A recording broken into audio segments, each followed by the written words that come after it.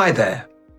I've spent quite a lot of my career in leadership roles, but the most valuable lessons that I've ever learned really about leading came when I was following.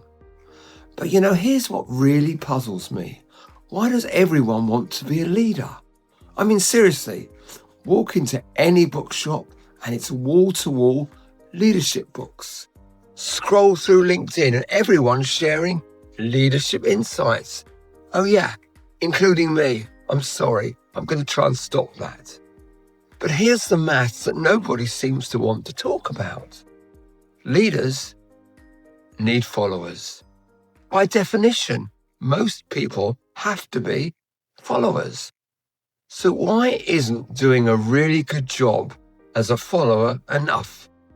It's a bit ridiculous when you think about it. We've created this culture where the only way to be valuable is to lead, when the reality is that most people don't lead. Most people follow, and that's how organizations actually work. When was the last time you heard someone proudly say, "I'm an excellent follower"?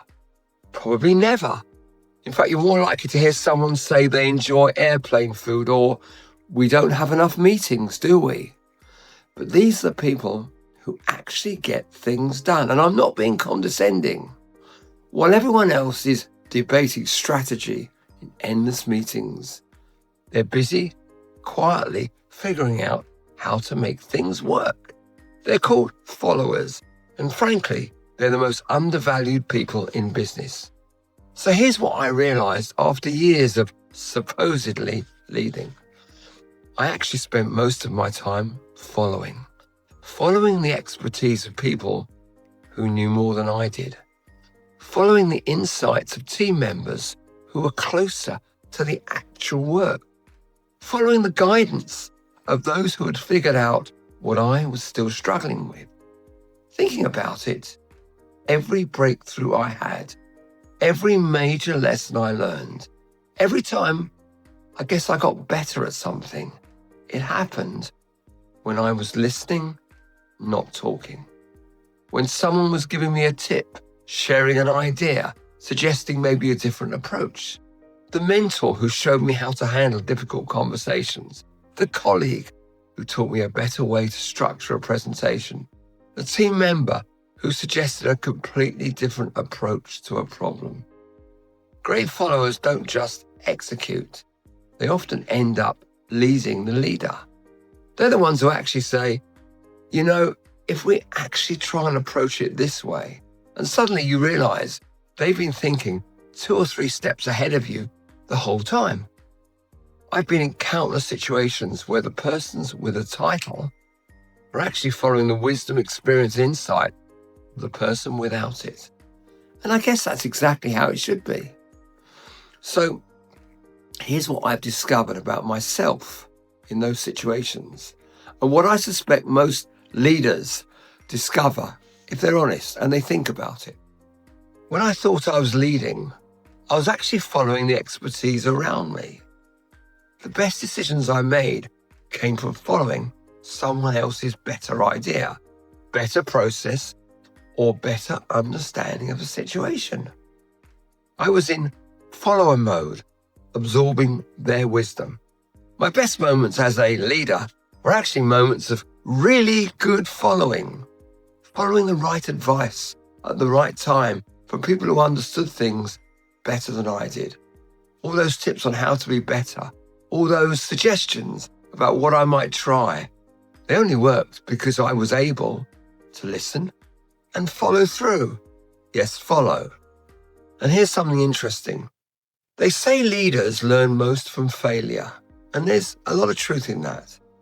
But failure learning happens later on, upon reflection, when you can't change anything about your actual failure in what you've done. When you're learning from following someone else, you're learning in the moment. You can see how things work differently, apply it immediately. And you're not wounded by failure or having to wait to try it again later. You can change things immediately. So this taught me something fundamental. Leadership and followership aren't opposites. They're kind of dance partners. And if you can't do both well, you can't really do either one effectively. So what I understand is we're all actually followers most of the time, and we're all leaders some of the time. It's completely fluid. You might be leading a project at work while following your trainer's guidance at the gym, maybe with little success. You might be the expert everyone turns to in marketing while following your teenager's advice on social media. The best leaders I know are really incredible followers. They follow their team's expertise, their customers' needs, their mentors' wisdom. Yeah, and they do it with humility.